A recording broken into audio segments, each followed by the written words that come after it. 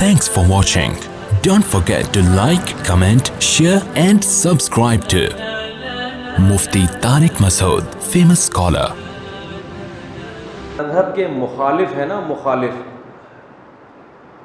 ان کے جتنے بھی دلائل ہیں اسلام کے خلاف، اللہ کے وجود کے خلاف، محمد صلی اللہ علیہ وسلم کی نبوت کے خلاف. ابھی دیکھو حضرت اقدس حضرت مفتی تقی عثمانی صاحب دامت برکاتہم العالیہ پر جب قاتلانہ حملہ ہوا، اللہ نے بچایا آپ کو. تو مجھے ایک صاحب بتا رہے تھے کہ جو ایتھیسٹ قسم کے لوگ ہیں، مذہب کے مخالف لوگ ہیں، انہوں نے اس پر بھی مذاق اڑایا ہے. کسی نے یہ کمنٹ کر دیے یا کوئی پوسٹ چلا دی کہ وہ فرشتوں نے ان کی گولی، یعنی فرشتوں نے وہ گولی دائیں بائیں کر دی. حالانکہ حضرت مفتی تقی عثمانی صاحب نے ایسا کوئی بیان نہیں دیا کہ فرشتوں نے جو گولی آ رہی تھی وہ ادھر ادھر لے گئے. کسی نے کر دیا ہوگا کہ بھائی میرا خیال ہے یہ گولی کس نے دائیں بائیں کر دی؟ فرشتوں نے.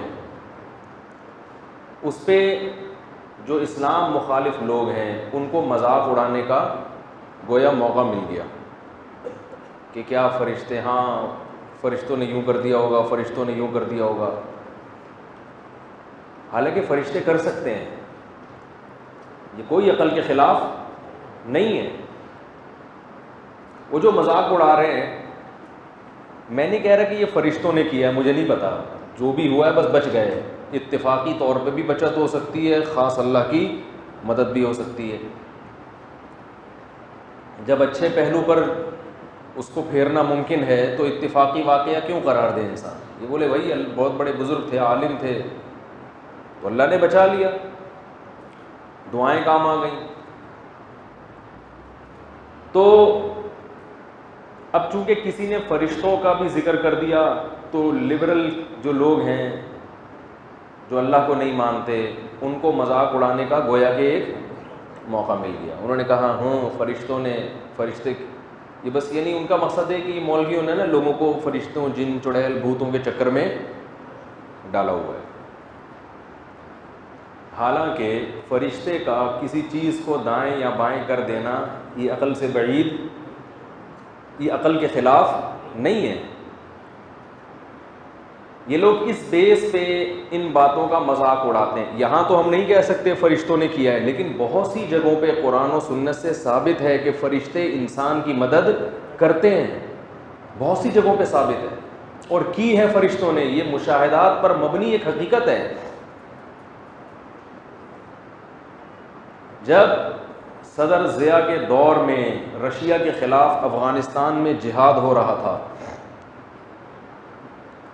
بہت سے لوگوں نے فرشتوں کو اپنی آنکھوں سے اترتے ہوئے دیکھا ہے انسان کی مدد کے لیے. آپ کو ایک چیز نظر نہیں آ رہی تو آپ بولو بھائی مجھے سمجھ میں نہیں آ رہی. آپ انکار کس بیس پہ کرتے ہو؟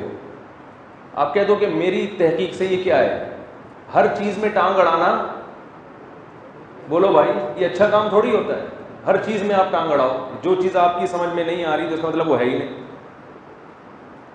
آپ مجھ پہ اعتراض کر سکتے ہیں کہ مفتی صاحب آپ بھی تو بہت سی چیزوں میں کہتے ہو، جیسے روحانی عاملوں کے بارے میں ہیں بھائی، کہ یہ ہماری سمجھ میں نہیں آ رہی. تو آپ اس فیلڈ میں ماہر نہیں ہو تو آپ کی بھی سمجھ میں نہیں آ رہی، تو آپ کو ان کی فیلڈ میں ٹانگ اڑانے کی بولو بھائی کیا ضرورت؟ اس کا جواب یہ ہے کہ جو چیز سمجھ میں نہیں آ رہی، اگر اس کے برحق ہونے کی کوئی اور دلیل ہے، کوئی اور دلیل اس کے برحق ہونے کی قائم ہو گئی ہے، تو پھر ضروری نہیں کہ وہ آپ کی سمجھ میں آئے تو ہم ایمان لائیں. ہم اس کو کسی اور دلیل سے ایمان لا رہے ہیں. فرشتے ہماری بھی سمجھ میں نہیں آتے، لیکن ان کے برحق ہونے کی ایک دلیل ہے قرآن و سنت، جو ہماری سمجھ میں آتا ہے. بہت خوش، وہ سمجھ میں آتا ہے کہ وہ غلط نہیں کہتے، وہ غلط، اس کے برحق ہونے کی دلیل قائم ہو چکی. دیکھو ایک مثال دیتا ہوں. آپ ڈاکٹر کے پاس گئے، آپ کو مسلسل کھانسی ہے، کچھ علامتیں دیکھ کے ڈاکٹر نے کہا کہ آپ کو ٹی بی ہے. اب چونکہ یہ آپ کی فیلڈ نہیں ہے تو آپ کی سمجھ میں نہیں آئی، مگر پھر بھی آپ ٹیسٹ کرواؤ گے، علاج کرواؤ گے. لوگ کہیں گے تمہیں سمجھ میں آ گیا کہ ٹی بی ہے؟ آپ کہو کہ بھائی مجھے تو سمجھ میں نہیں آ رہا، لیکن جس ڈاکٹر نے مجھے کہا ہے وہ ڈاکٹر مجھے سمجھ میں آ رہا ہے کہ وہ ڈاکٹر ہے، اس کا ڈاکٹر ہونا دلیل سے کیا ہے؟ ثابت ہے۔ تو اب میری سمجھ میں نہیں آئے گا تو بھی میں مانوں گا، کیونکہ دلیل اس کے برحق ہونے پر قائم ہو چکی ہے۔ تو روحانی علاج والے جو کچھ کر رہے ہیں نا لوگوں کو بیوقوف بنانے کے لیے، یہ میری سمجھ میں نہیں آتا، لیکن کسی کی بھی سمجھ میں نہیں آتا، خود ان کی اپنی بھی سمجھ میں نہیں آتا۔ ان کے پاس جب بیٹھ جاؤ نا، ان سے کچھ کراس کویشچن پوچھو تو ان کی بھی سمجھ میں نہیں آتا۔ جنات جلا دیے، 10,000 جلا دیے، اس کے ساتھ اتنے جنات، اس کے ساتھ اتنی چڑیلیں، اور برحق ہونے کی کوئی دلیل ہے نہیں، کیونکہ برحق ہونے کی دلیل یا تو شریعت سے ہوتی ہے یا مشاہدے سے ہوتی ہے۔ یا تو اسلام کہہ دے کہ یہ ایسا ہے تو ہم مان لیں گے، یا مشاہدہ ہو جائے۔ نہ مشاہدہ ہے، مشاہدہ تو ان کے باطل ہونے پر ہے کہ ان کے پاس یہ کچھ ہوتا، جنات جلا دیے، جن سے یہ کروا دیا، وہ کروا دیا، بہت سارے کام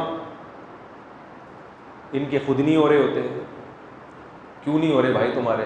اب یہ ٹاپک پھر میں ادھر نکل جاؤں گا تو پھر موضوع چینج ہو جائے گا۔ عامروں کی اچھی خاصی دھنائی الحمدللہ ہو چکی ہے، اب وہ خود ہی آٹومیٹک ہو گئے ہیں۔ اب میں تو کافی حد تک چپ ہو گیا، وہ خود میرے خلاف آٹومیٹک چل پڑے، وہ خود ہی جا رہے ہیں میرے خلاف پوسٹیں بنا بنا کے بدنام کرنے کے لیے چلائے جا رہے ہیں۔ میں نے کہا چلو یہ خود پاگل ہونے کی دلیل ہوتی ہے، ٹھیک ہے نا؟ اچھا خیر، تو جب کسی چیز کے برحق ہونے کی اخبار، خبر، فقہ آدمی کی خبر، یہ خود ایک دلیل ہوتی ہے کسی چیز کے برحق ہونے پر۔ فرشتوں کا وجود، فرشتے انسان کی مدد کرتے ہیں، اس پر اتنے تواتر سے روایات ہیں، اتنے تواتر سے لوگوں کے مشاہدے ہیں کہ آپ ان مشاہدوں کا انکار نہیں کر سکتے۔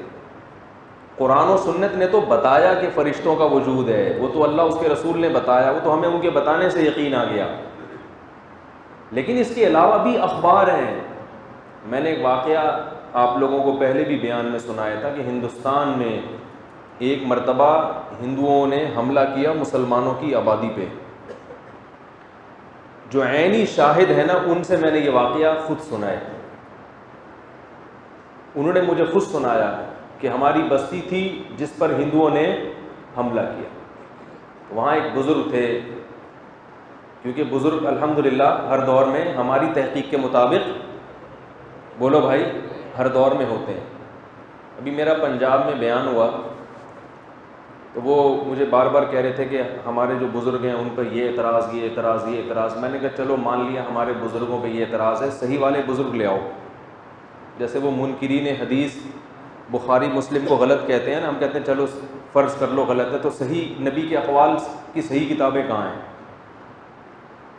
تو قرآن کی جو نبی نے تشریح کی ہے وہ کہاں گئی؟ تو ایسے ہی میں کہتا ہوں اگر ہمارے والے غلط ہیں تو صحیح والے تم سند کے ساتھ نبی صلی اللہ علیہ وسلم تک پیش کر دو کہ یہ میرے دادا بزرگ، یہ میرے پردادا بزرگ، یہ ان کے ابا بزرگ، اور یہ سلسلہ کہاں تک پہنچتا ہے؟ محمد صلی اللہ علیہ وسلم تک۔ تو ہم مان لیں گے کہ یہ والے صحیح تھے۔ اور وہی بات گھوم گھوم کے اگر آپ کہتے ہو نہیں میں بزرگوں کو مانتا ہی نہیں، میں تو قرآن و حدیث کو مانتا ہوں، تو اس کا مطلب ہے کہ آپ قرآن و حدیث کو بھی نہیں مانتے، کیونکہ جیسے جو حدیث کا انکار کرنے والا ہے وہ جب یہ کہتا ہے کہ میں صرف قرآن کو مانتا ہوں حدیث کو نہیں مانتا، تو وہ قرآن کو بھی نہیں مانتا، کیونکہ حدیث کو حجت کس نے قرار دیا؟ قرآن نے۔ تو اسی طرح جو کہتے ہیں میں بزرگوں کو نہیں مانتا، یہ سب غلط ہیں، میں صرف قرآن کو مانتا ہوں، تو وہ قرآن و حدیث کو بھی نہیں مانتا، کیونکہ قرآن و حدیث کے مطابق امت میں کسی بھی زمانے میں بزرگ شارٹ نہیں ہوں گے، ٹھیک ہے نا؟ ہر دور میں بزرگ ہول سیل کے حساب سے موجود رہیں گے، یہ قرآن و حدیث سے ثابت ہے۔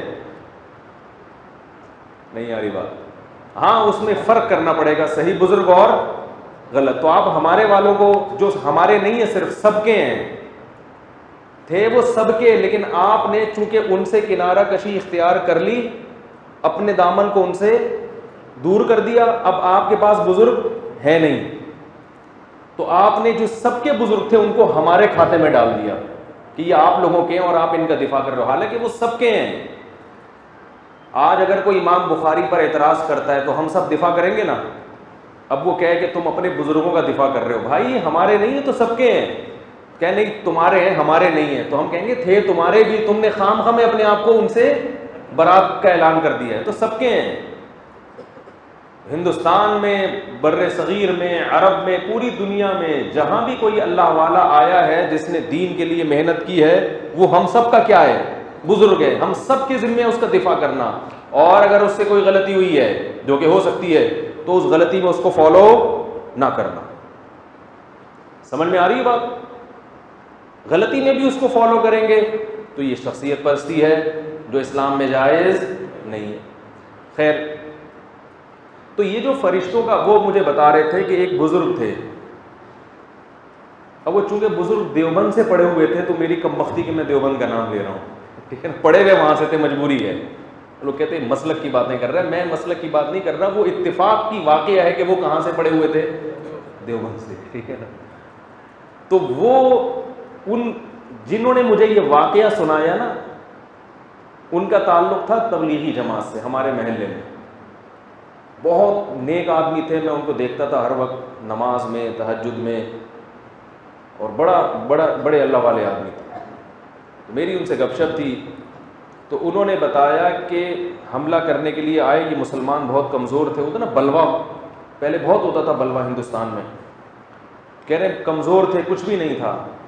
کہہ رہے میں نے ان بزرگ کو دیکھا، وہ گھر کی چھت پہ کھڑے ہوئے اور اللہ سے گڑ گڑا کے دعا مانگنا شروع کی انہوں نے۔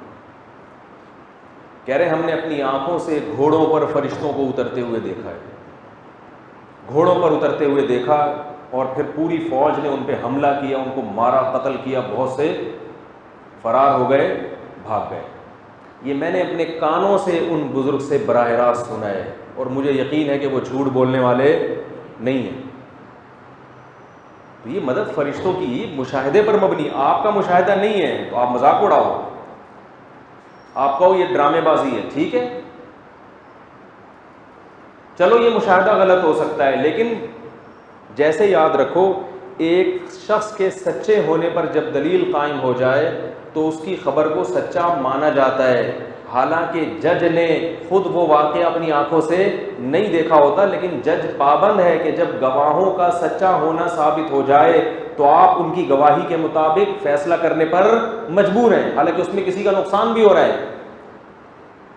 تو یہ کیا بات ہے کہ جب ایک شخص کا سچا ہونا دلیل سے ثابت ہو گیا، اور وہ کوئی ایسی بات بھی نہیں کر رہا جو عقل کے خلاف ہے، وہ عقل سے بالا تر بات کر رہا ہے، آپ کی عقل کی پہنچ نہیں ہے وہاں تک، اگر وہ عقل کے خلاف بات کرتا تو جھٹلاتے آپ۔ ایک ہوتا ہے ما وراء العقل، عقل کی وہاں تک پہنچ نہیں ہے، اور ایک ہے عقل کے خلاف۔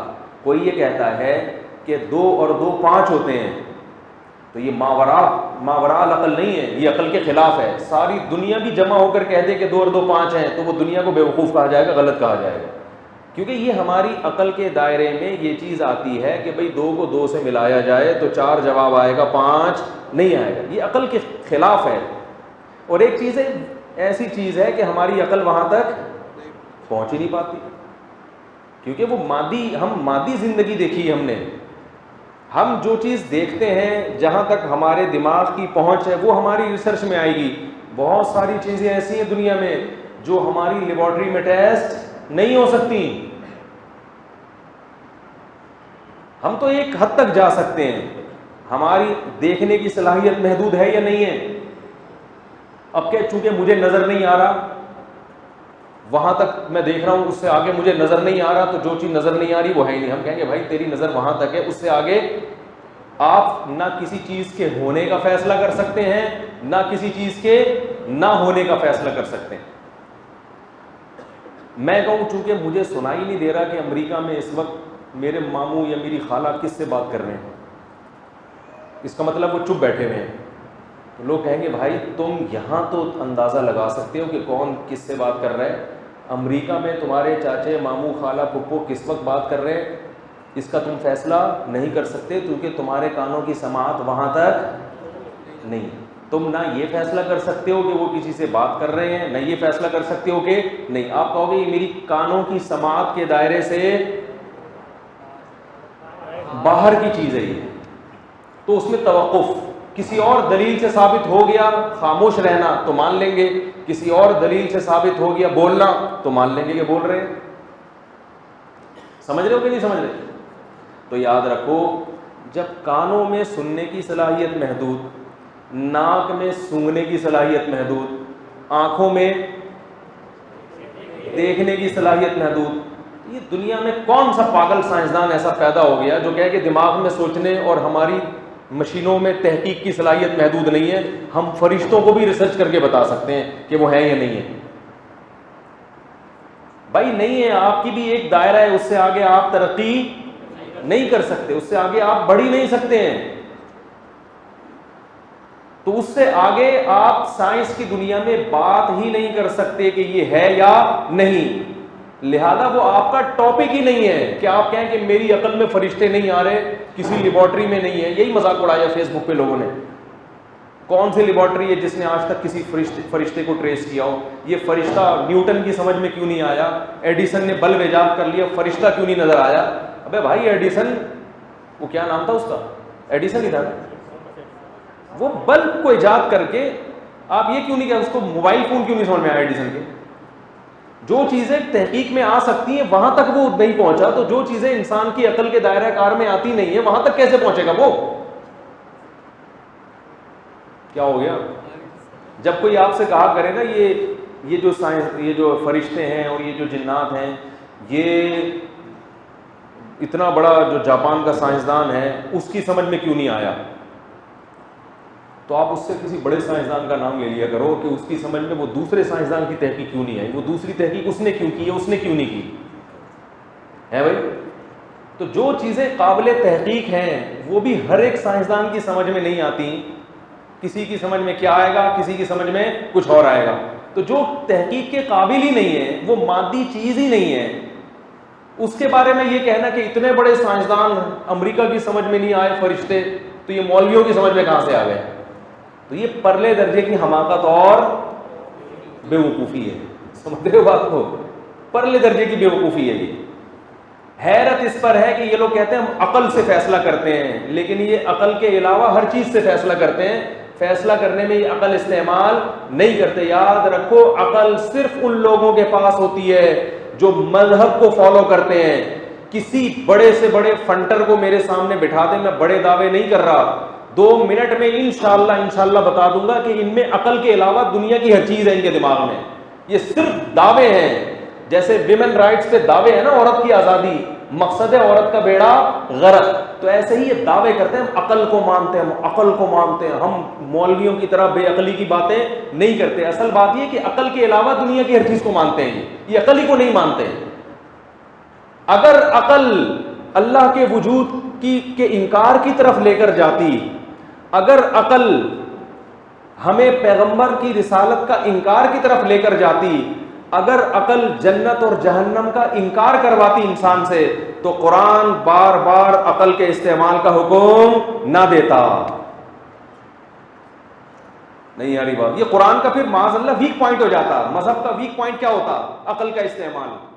مفتی طارق مسعود صاحب کے بیانات سننے کے لیے youtube.com/مفتی طارق مسعود کو سبسکرائب کریں، اور اگر آپ لائیو ویڈیو کو کبھی بھی مس نہیں کرنا چاہتے ہیں تو سبسکرائب کرنے کے بعد بیل آئیکن پہ کلک کرنا مت بھولیں. جزاک اللہ.